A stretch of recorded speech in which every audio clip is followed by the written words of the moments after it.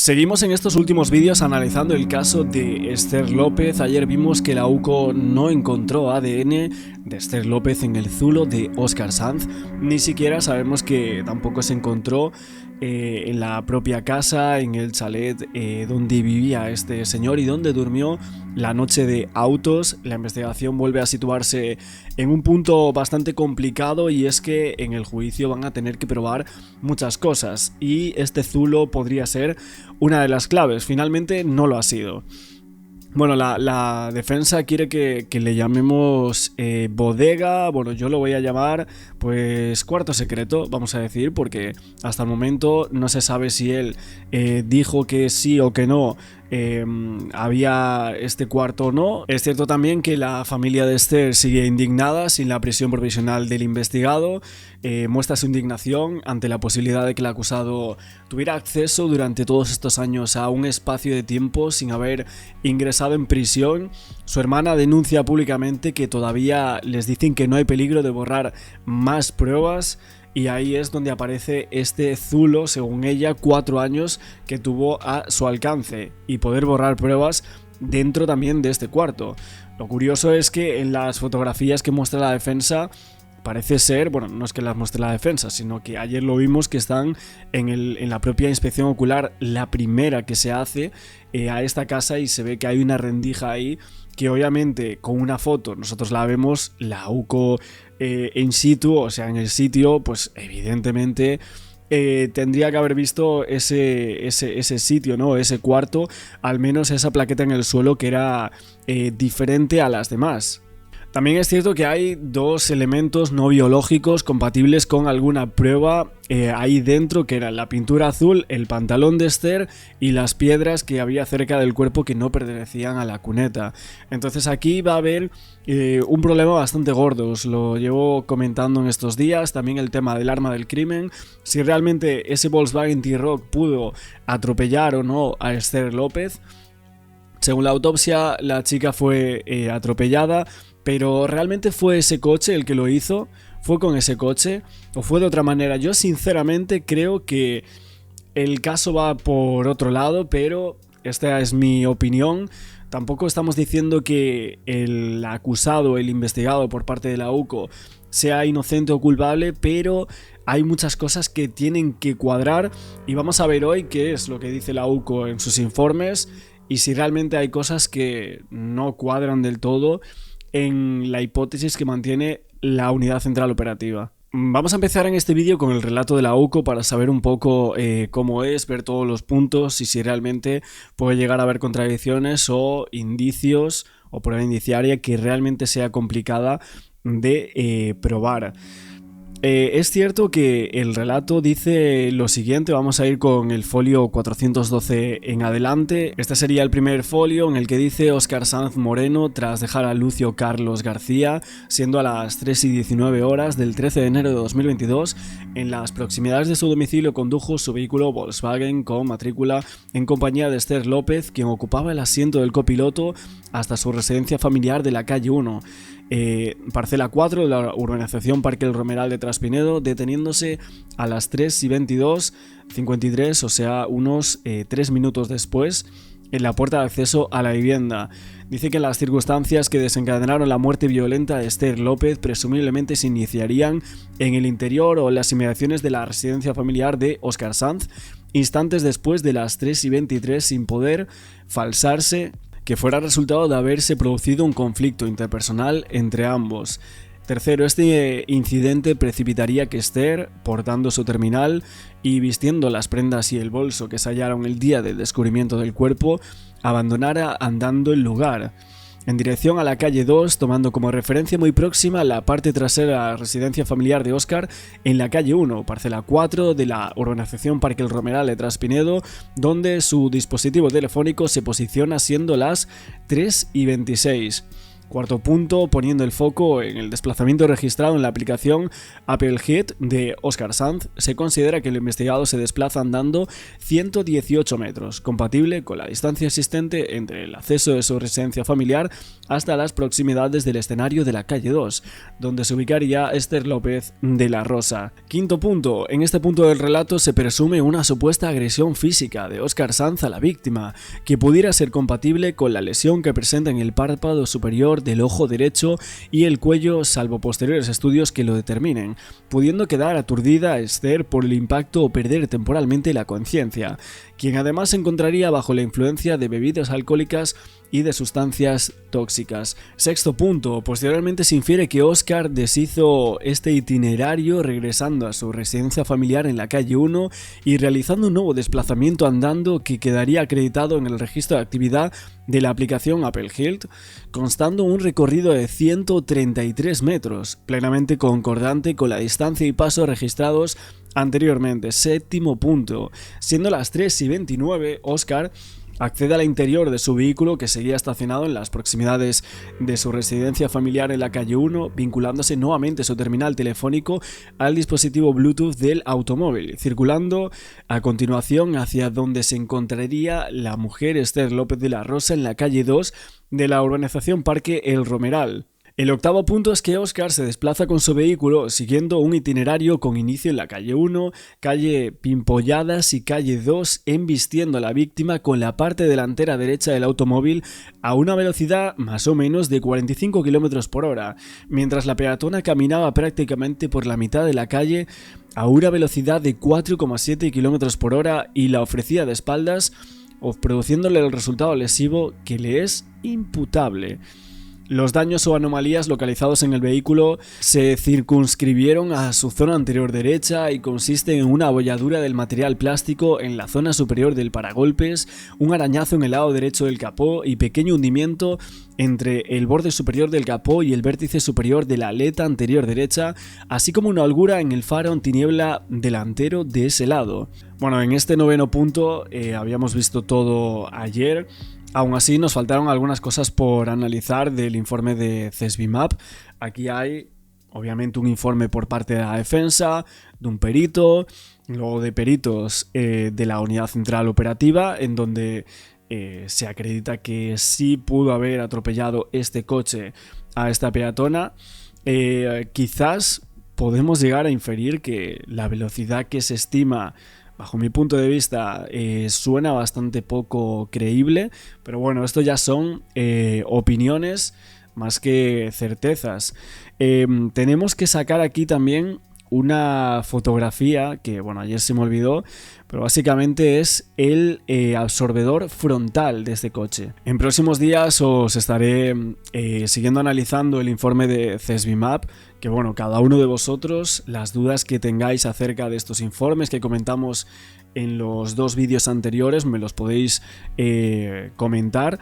Es que básicamente, si no conocemos todo esto, creo que tampoco tendría mucho sentido, porque luego imagínate que este señor sale inocente. Si no conociésemos qué es lo que plantea la defensa, pues ¿cómo vamos a decir es culpable o es inocente? ¿O cómo vamos a basar una opinión dentro del caso? Si es que no conocemos qué es lo que plantea este hombre, cómo se puede llegar a defender del hecho que le están intentando imputar. Bueno, básicamente lo que dicen del absorbedor es que es lo más delicado del frontal del coche, que cualquier impacto lo habría aplastado o habría dejado algún tipo de señales evidentes dentro de este vehículo que supuestamente atropelló frontalmente a Esther López, y bueno, vemos que no tendría prácticamente ni un solo rasguño, ¿no? Este detalle de este absorbedor frontal, que ellos lo colocan aquí y que obviamente lo dicen así también en su informe. Pero vamos a seguir con el tema de la UCO. Hablan de que no hay testigos del atropello y que no se puede determinar el punto exacto del mismo, pero los estudios más recientes demuestran que pudo ser compatible con la zona de interés de la elipse de color rojo de la calle 2 de la urbanización El Romeral, tratándose de una vía amplia, sin salida, ni tan siquiera peatonal, y aproximadamente unos 325 metros en línea recta, sin obstáculos, que impidan la visibilidad, con 6,5 metros de anchura, delimitada por las vallas perimetrales de las fincas y que carece de zonas reservadas para el tránsito de peatones. Tenemos aquí el 11º punto, en el que Óscar conocía muy bien la vía, dado que su residencia familiar se encontraba a escasa distancia, partiendo del hecho de que el investigado conduciría por el lado izquierdo del habitáculo.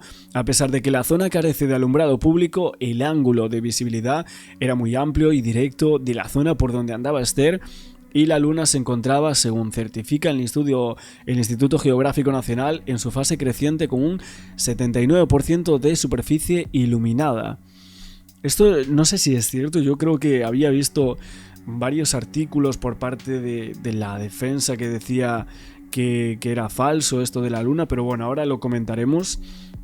El 12º punto es que, como consecuencia del atropello, Esther López quedó sin posibilidades de defensa, desamparada y a merced de su agresor, imposibilitada de obtener ayuda de terceras personas y sin capacidad real de oponerse, quedando sus efectos personales como mochila o teléfono dispersos en el escenario.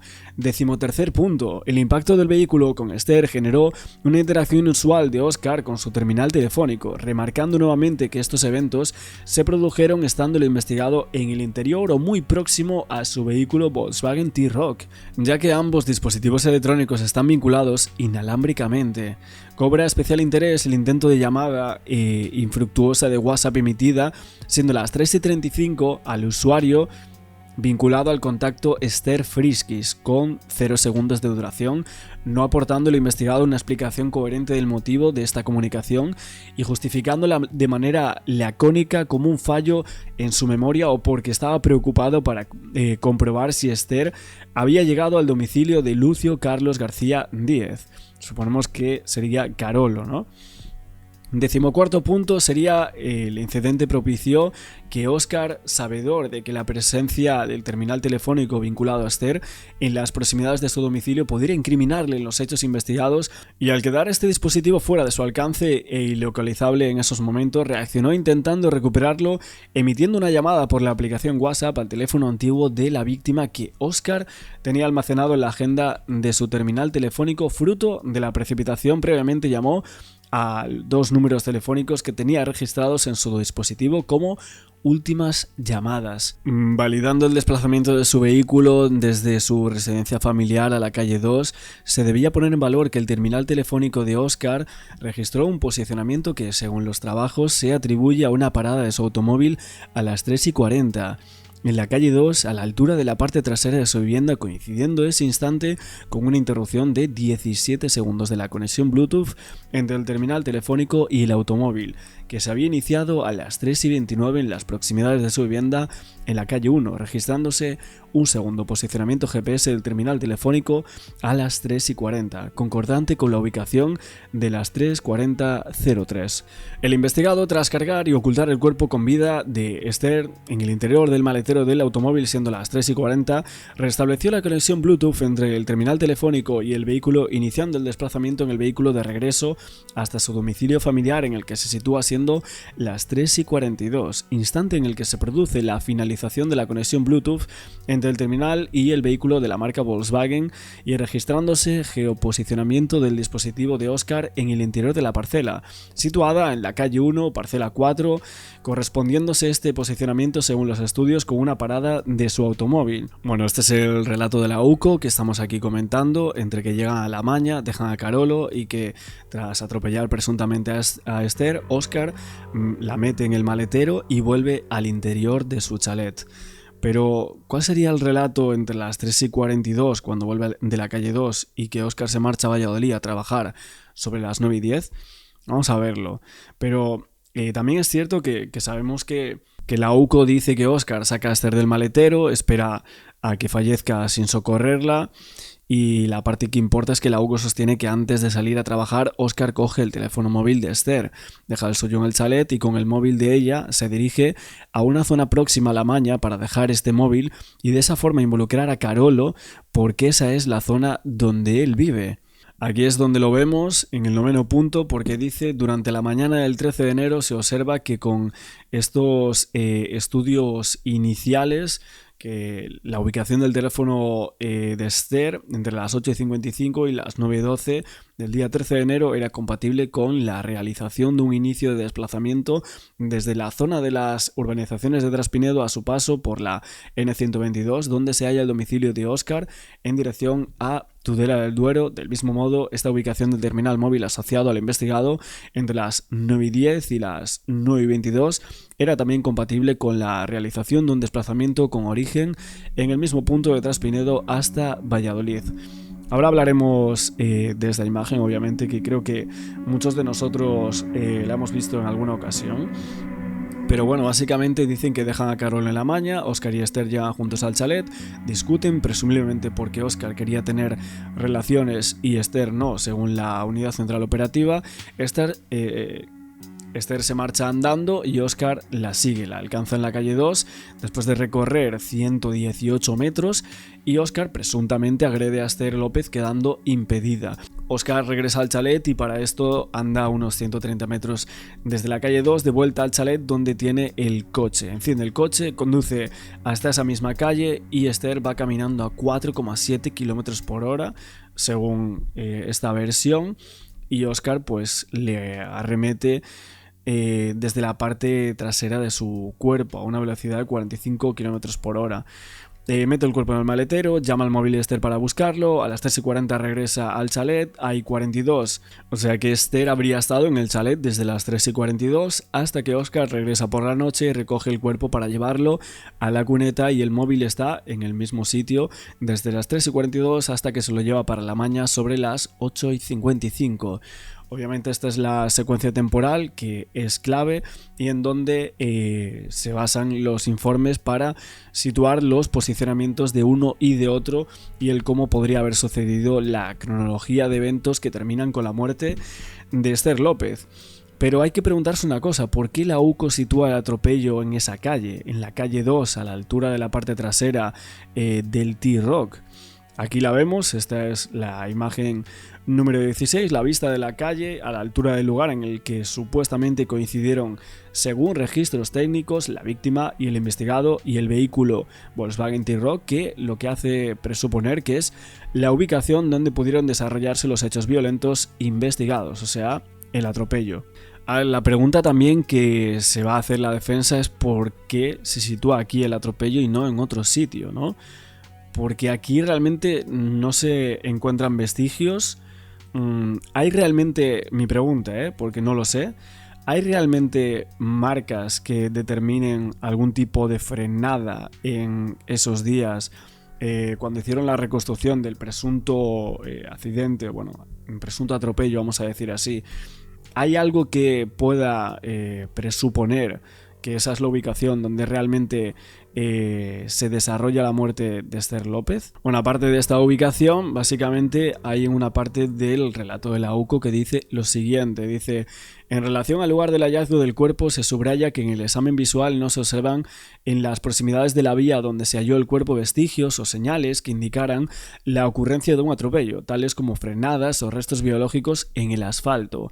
Tampoco se apreció inicialmente en las ropas exteriores de Esther restos de cristales, transferencias de pintura de algún vehículo o indicios que revelaran de manera palmaria toda esta información. Pero, claro, aquí esto es muy llamativo y creo que van a tener un problema gordísimo para probar esto porque no se entiende el por qué utilizan como argumento que en la carretera donde se encuentra el cuerpo no fue el lugar del atropello porque no se encuentran vestigios o restos de frenadas biológicos, etc. Pero con esta calle que antes estaba marcando no hacen lo mismo. O sea, esto es un problema muy gordo. También el por qué dicen que el atropello tuvo lugar en esta calle si las piedras encontradas, de las cuales todos los medios de comunicación os llevan hablando todo este tiempo, no proceden ni de la calle 2 donde la UCO sitúa el accidente, ni tampoco del chalet. O sea, ¿de dónde salen estas piedras realmente? Porque la UCO no es capaz de demostrar de dónde salen, y tampoco el tema de la pintura azul de la cual hablamos el otro día. Entonces habría que explicar cuál es la razón por la cual esta unidad sitúa el atropello de Esther en la calle 2 a la altura de la parte trasera Y todo esto obviamente está en los datos registrados en el teléfono móvil de Óscar Sanz. Y aquí vamos a hablar de más cosas, aparte de estas consideraciones de esta calle donde se sitúa el atropello, como todos sabéis.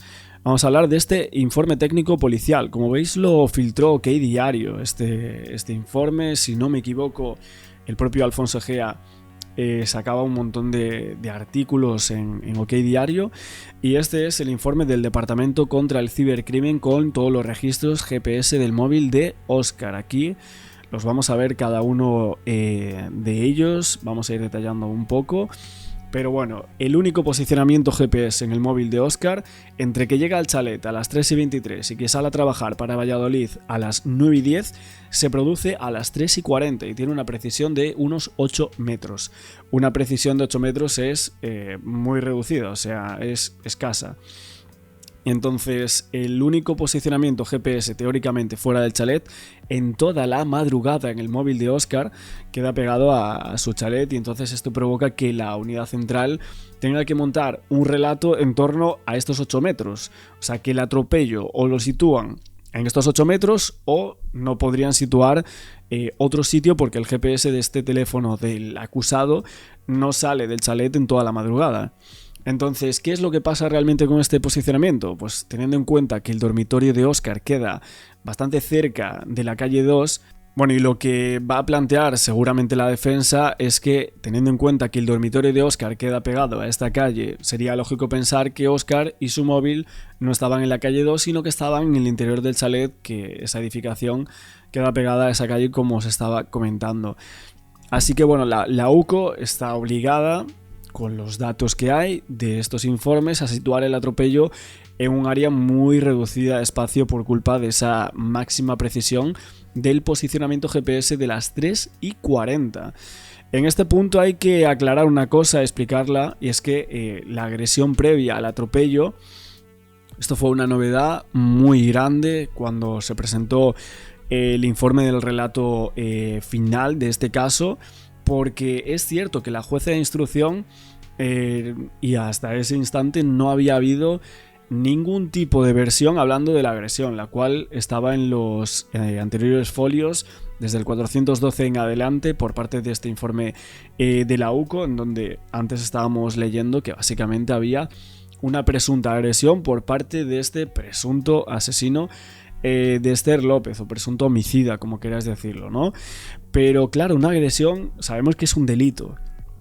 Un delito en fase de instrucción, se trata de dirimir cuáles son los hechos enjuiciables y delictivos, y obviamente una agresión pues sí lo es. Si hubo una agresión previa, pues habría que probarlo. ¿Y a quién se le pregunta sobre esto? Obviamente la jueza le pregunta a los forenses que hicieron la autopsia.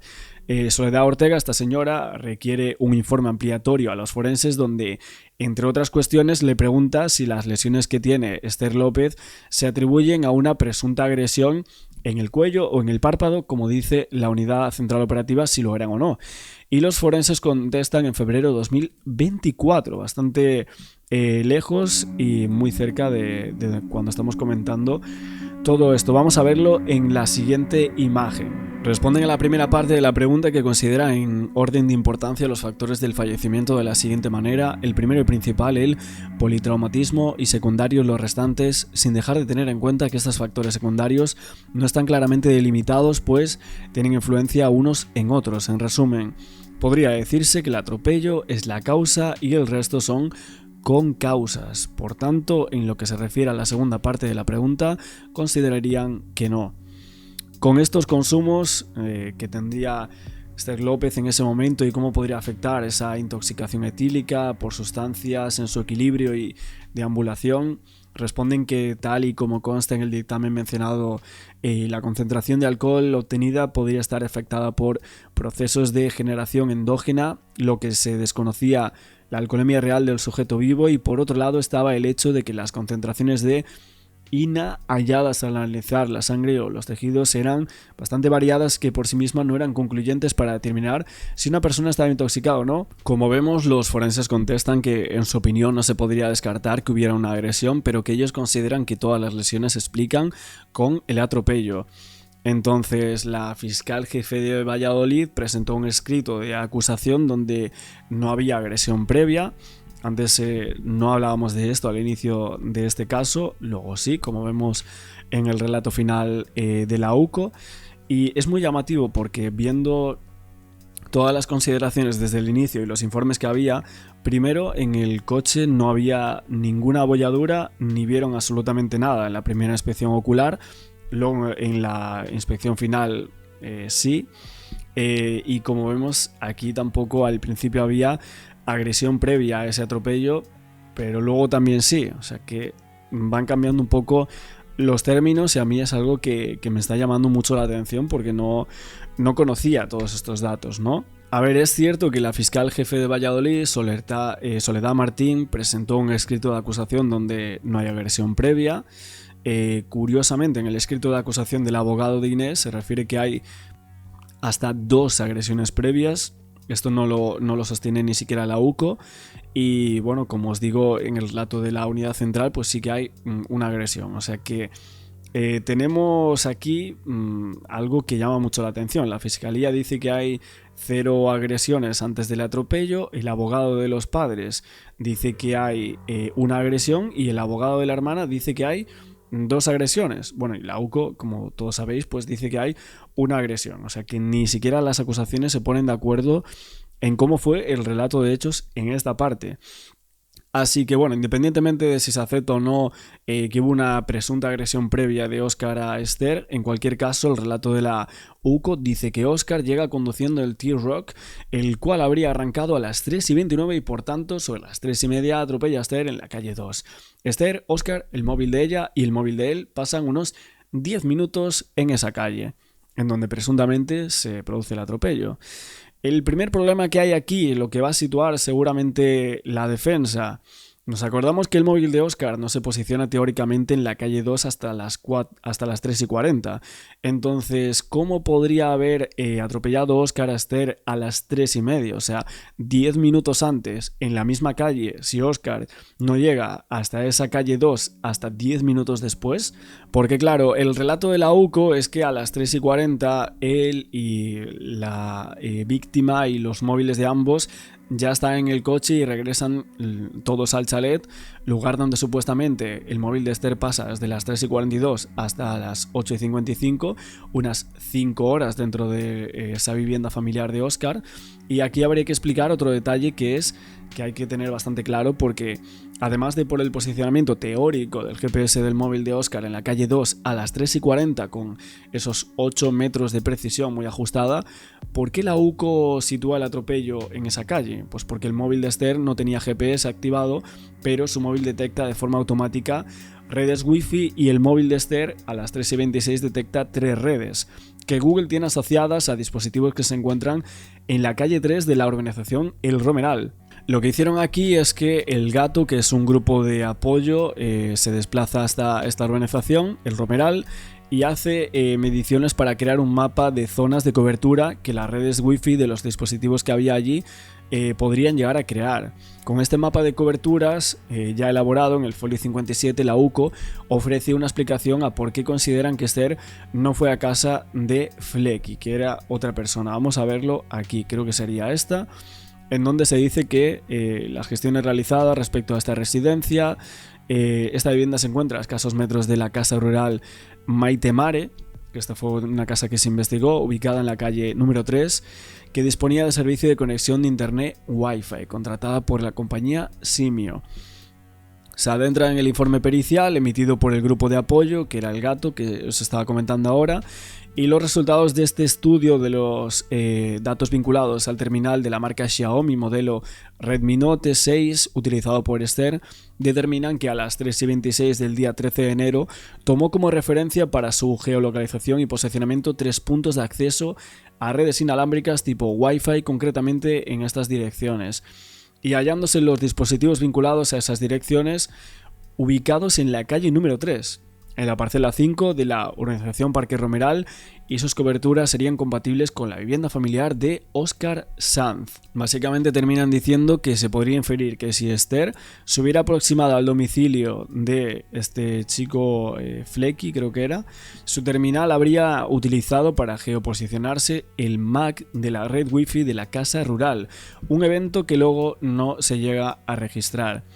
El argumento que emplean para decir que Esther no fue a la casa es que de haber ido el móvil tendría que haber sido detectado por la red wifi de esta casa rural.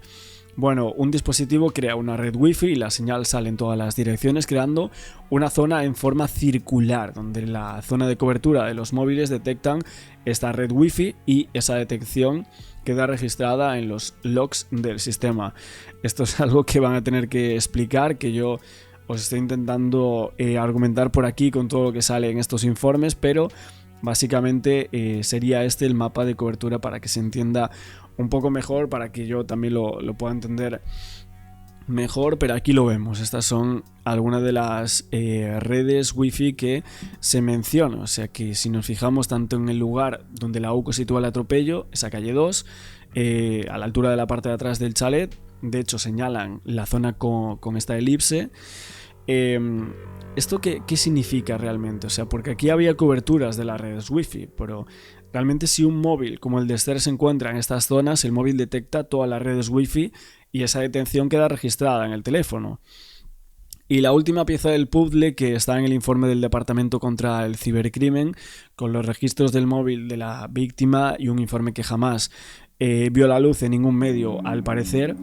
Tenemos aquí, vamos a darle para adelante, sería este. Bueno, obviamente cada uno de vosotros puede llegar a analizarlo, no sé si le podemos dar un poco de zoom a esto, parece que sí, a ver.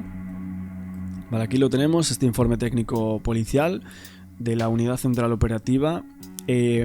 Como podemos ver, el único momento en el que el móvil de Esther se encuentra dentro de la zona de cobertura de las redes wifi creada por los dispositivos de la calle 3 sería a las 3:26. Ni antes ni después el móvil de la víctima vuelve a detectar estas redes. Que vamos a darle para adelante. Bueno, la unidad central sitúa el atropello en la calle 2 a las 3:30 y la unidad central también sitúa el móvil de Esther dentro del chalet durante 5 horas. Y siendo zonas donde este teléfono debería haber detectado redes wifi, como dicen que sucedió a las 3:26, según este informe, no existen estos registros. O sea, ¿cómo se explicaría entonces que el móvil de Esther pasara presuntamente 5 horas dentro del chalet sin que detectara en ningún momento otras redes de la calle 3? Aquí sobre esto no hay ninguna explicación. Suponemos que aquí van a intentar decir muchas cosas en torno a el tema del bolso, a lo mejor, bueno, un montón de cosas que puedan llegar a intervenir aquí para asegurar que pueda haber algún tipo de fallo con estos registros wifi. Es que hay muchas pruebas fundamentales del caso y los registros telefónicos lo van a ser, y realmente lo que estamos viendo es que va a ser muy complicado porque a las 8:49 el móvil de Esther detecta una red wifi que Google tiene asociado a un dispositivo en la calle Estación de Valladolid. Entonces, ¿dónde estaban realmente Esther y su móvil a las 8:49 cuando el teléfono de Esther detecta esta red? Según este relato, el móvil de ella está en el interior del chalet, dado que hasta como muy pronto el móvil no inicia un desplazamiento hasta las 8:55. O sea que 6 minutos antes detecta esta red. Esto también es llamativo, ¿no? O sea, ¿cómo se explica que el móvil a las 8:49 estando en el chalet detecte esta red que lo sitúa en Valladolid y no detecte las otras de la calle 3 si había cobertura, al parecer, en esa chalet? ¿Dónde presuntamente Óscar tuvo a Esther López para que no tuviese cobertura? ¿Se hallaron algunos vestigios en alguna zona de este chalet, de esta vivienda, en la piscina, en las casetas que tenía esta casa, en el coche? Bueno, aquí obviamente hay bastantes dudas sobre esto. Seguiremos comentando en próximos días porque realmente tenemos más partes de estos informes. Aquí estáis viendo esto. que dice, vamos a terminar con esto, porque dice, en paralelo, en el informe del Departamento contra el Cibercrimen de la Unidad Central Operativa, al estudio de Google vinculada al terminal Xiaomi de Esther, se extrae del estudio de una localización errónea a las 8:49, el día 13 de enero, vinculado al terminal anterior con un posicionamiento en la calle Estación número 65 de Valladolid, extremo que igualmente se va a desarrollar en los siguientes epígrafes. Aquí lo veis, ¿no? Este es realmente lo que se estaba comentando de las 8:49, que luego hablan de que se detecta unos 6 minutos después otro posicionamiento. De hecho, creo que tenemos por aquí también otra imagen que podemos completar, que este es un informe también aportado por la defensa. Con todo esto, ojo, que se entienda que yo no estoy haciendo vídeos diciendo que este hombre sea inocente o no.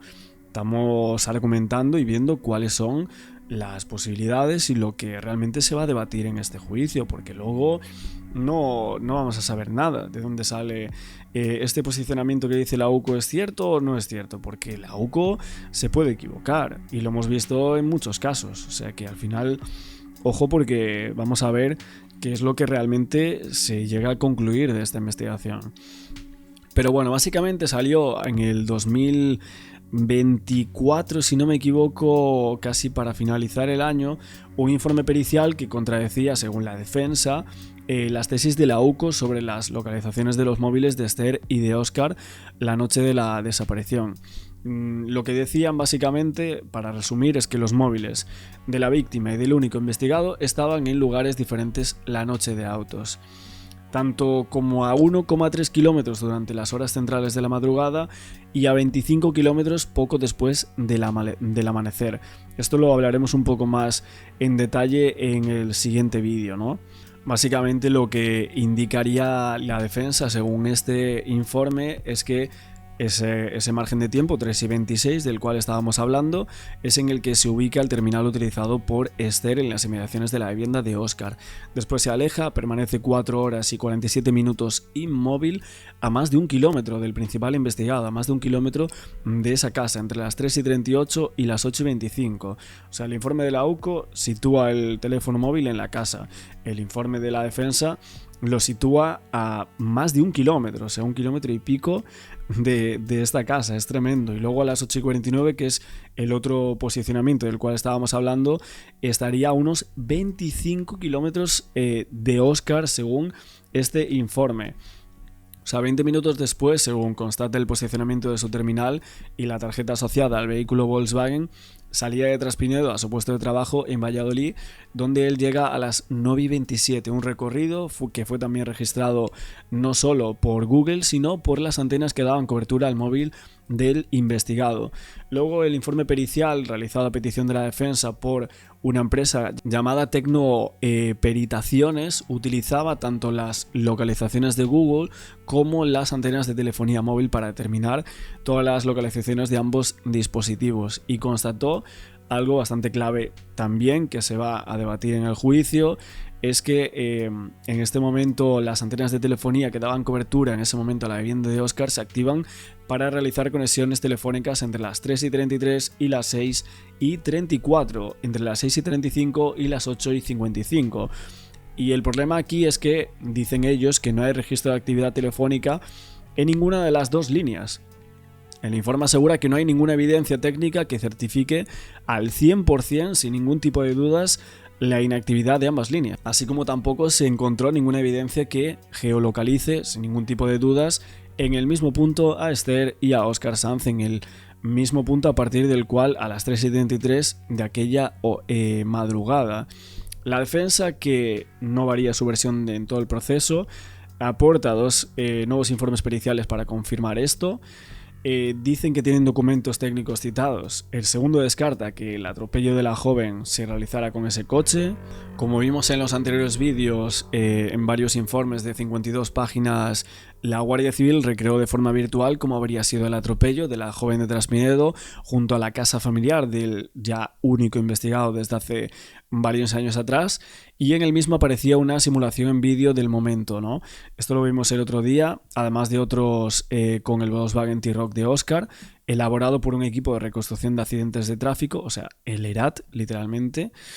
Y en ese informe la Benemérita venía a concluir que la parte trasera del chalet del principal investigado en esa urbanización era compatible con el lugar donde se hubieran producido los hechos.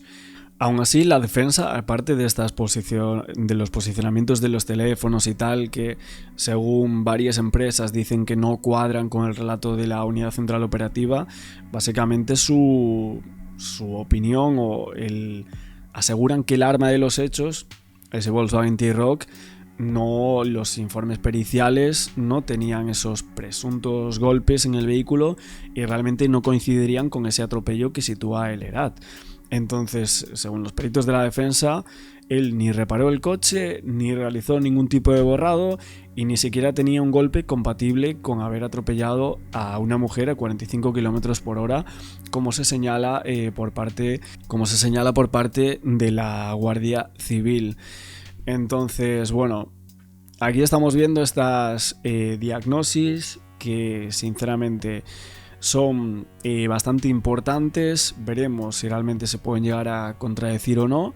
Y el tema de todos los posicionamientos. Sé que es un vídeo un poco lioso porque estamos viendo horarios, posicionamientos, teléfonos móviles, antenas, wifi, un montón de cosas y bueno, puede ser un poco lioso, pero todo esto se va a debatir, como os digo, en ese juicio oral muy próximo. Vamos a ver también, mezclar un poco estos vídeos con el tema de los informes con algunos programas de televisión, que es lo que estaban comentando en el día de ayer, en donde se aseguraba que no habían hallado absolutamente ni una prueba en ese cuarto secreto del investigado. Una frase muy recurrente cuando pegas una pequeña cabezada. Bueno, lo que vamos a hacer es arrancar en Traspinedo, en Valladolid, con esa última hora, y es que no hay ADN de Esther López en ese sótano de la localidad vallisoletana. La Guardia Civil no halla restos biológicos en esa bodega oculta bajo el suelo que encontraron en su casa, en la casa del que fuera su presunto, o el que está imputado como presunto asesino. Buscamos la última hora desde allí, Dani.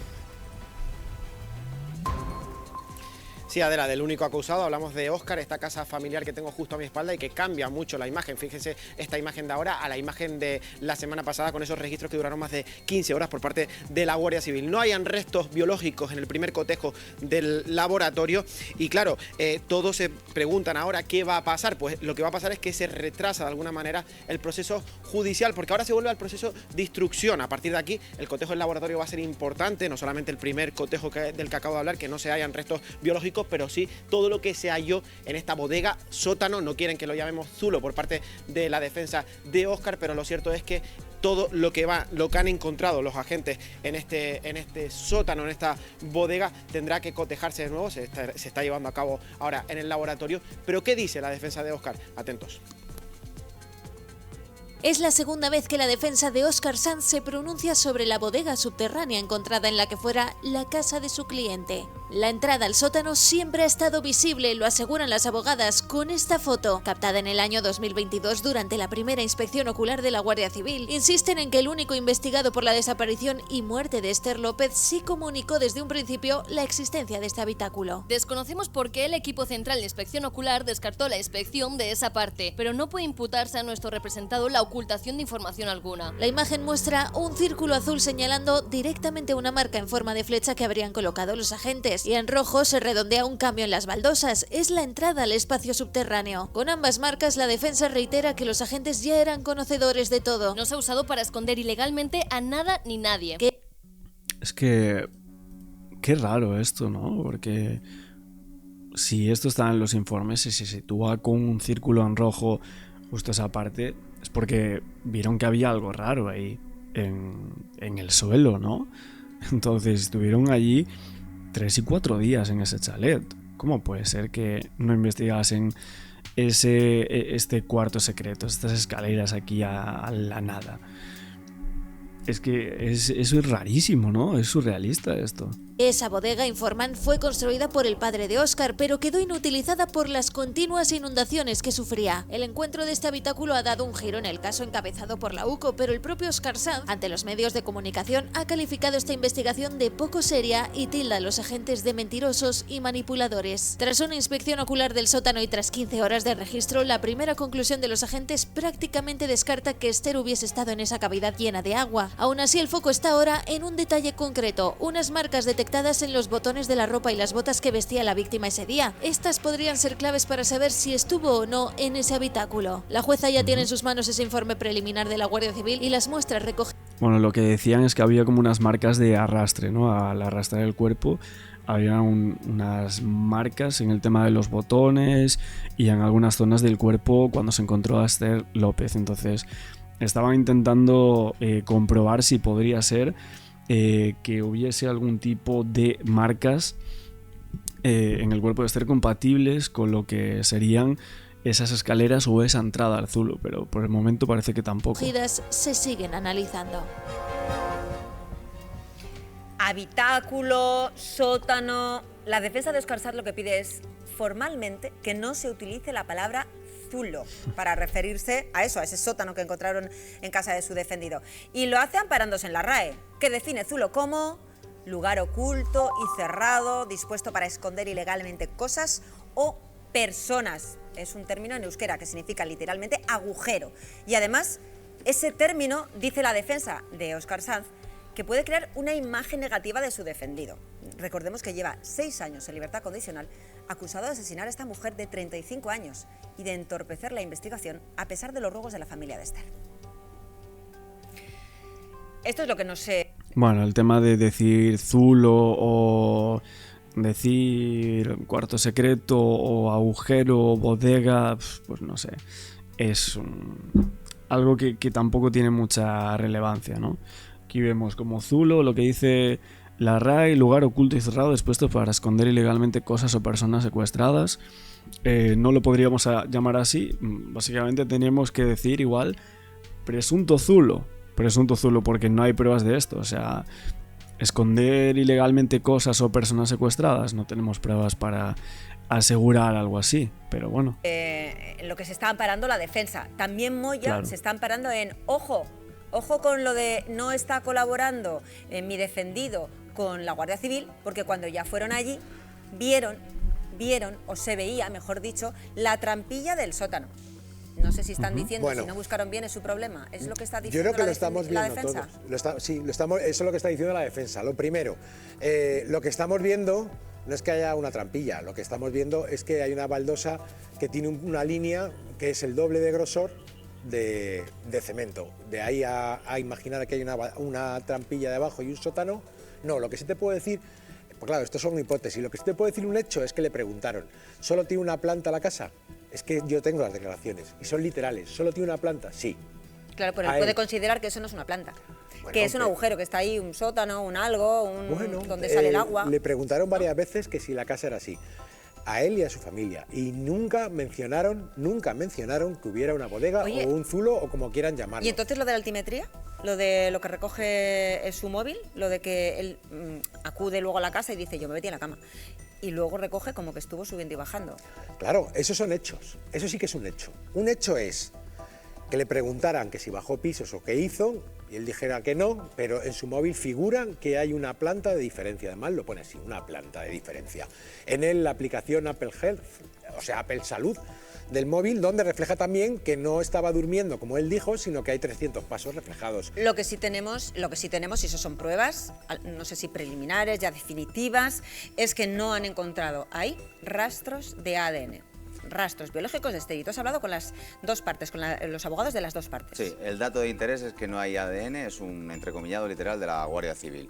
¿Qué es lo que dice el abogado de la familia de Esther? Pues que básicamente se remite a lo que ya dijo en su momento, ¿no? Que no iba a variar su acusación de cara al juicio. ¿Qué es lo que dice la letrada de Óscar? Pues que efectivamente hay que hablar de una bodega, no de un zulo, porque además la Guardia Civil considera que se trata de una bodega que finalmente no recibió ese uso. ¿Qué es lo que dice la abogada de Óscar?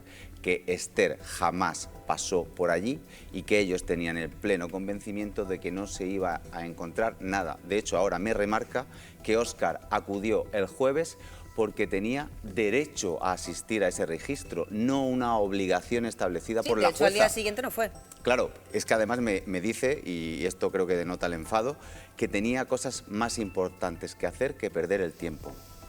Bueno, ¿cómo nos gustaría poder hablar con la familia de Esther López para que nos valorara ese tipo de frases? Pero lo que ha hecho la familia es hacer un comunicado. La familia de Esther dice que el sótano solo evidencia la obstrucción a la justicia de Óscar y que le ha regalado más tiempo en libertad condicional. Dani.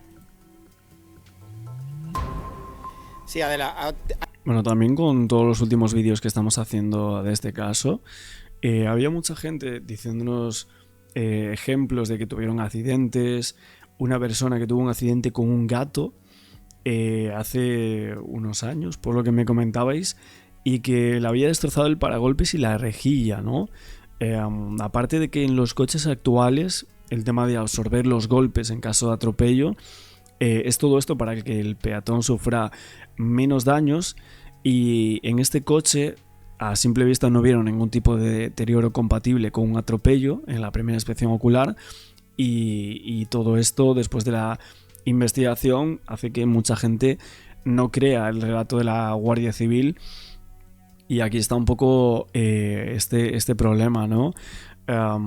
Esto, bueno, en base a algunas personas que tuvieron accidentes similares. También hubo otras personas que dijeron, bueno, es que a mí me atropelló un Audi hace unos años, yo estuve en la UCI y al coche no le pasó absolutamente nada. Bueno, hay opiniones de todo tipo también. Ha tenido una actitud obstruccionista, es lo que dice en este caso en el comunicado la familia. Otra cosa que es importante, que estaban hablando ahora en mesa, el que denuncia es el propietario, no denuncia a la Guardia Civil, ni mucho menos como de alguna manera se hizo ver en un primer momento. Aquí se planta la Guardia Civil para registrar ese sótano, porque lo denuncia el propietario después de que quiera hacer una reforma integral. Tanto es así que, como pueden ver las paredes, ahora sigo con el comunicado, como pueden ver las paredes ya están llevando a cabo esa reforma. Antes esto estaba todo pintado debido a que los vecinos habían pintado parte de esta fachada, como hemos visto en este lado se ven todavía restos de pintura, pero lo importante es el comunicado de la familia, con el que voy a leer directamente, como han citado.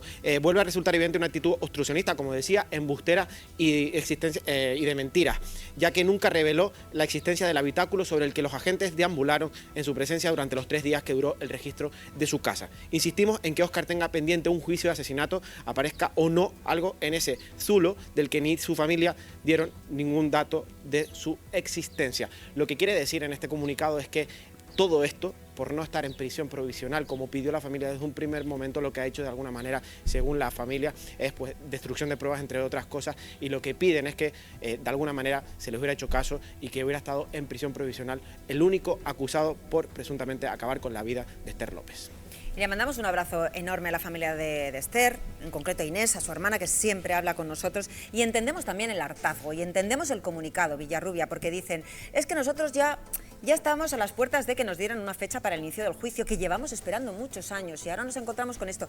No nos hace falta que empiece ya el juicio. ¿Cómo interpretas tú el comunicado? Mira, es un preámbulo muy certero de lo que realmente se va a ver en juicio, que por cierto no olvidemos que es con jurado, es decir, que será especialmente importante hacer un relato muy mundano, en el mejor sentido del término, muy asequible y muy masticadito de lo que pasó. El comunicado dice, vamos a ver, situémonos, señores, tenemos evidencia suficiente de muchísimas cosas, que ahora mismo todavía no se llama hechos probados, pero en el juicio, cuando se celebre, se llamarán hechos probados. Señores, esto es lo que su actitud ha denotado en estos últimos 4 años. Esto es lo que ha pasado, tiene nombre y apellidos, tenemos evidencia científica, tenemos informes, así que por favor, dejémonos de ruido. Dejémonos de ruido, que Óscar lo que hace al final es empañar y emponzoñar, y efectivamente ellos dicen, no, vamos a lo importante. Y lo importante será ese juicio, y estamos a la espera de fecha, septiembre, octubre, nos apuntaba Moya. Enseguida volvemos con más asuntos, pero antes me pide... Bueno, esto es lo que hablaban un poco por aquí del caso de Esther en Televisión Española. Ayer también en otro programa comentaban que no se había encontrado nada en esta zona, en este cuarto de la casa en la cual estaban investigando la unidad central, y que a muchos les llama la atención y no entienden el cómo no se pudo haber encontrado antes, y bueno, en estas fotos que están incluidas en las diligencias sumariales, como todos sabéis, y que alguien debería responder también a esto.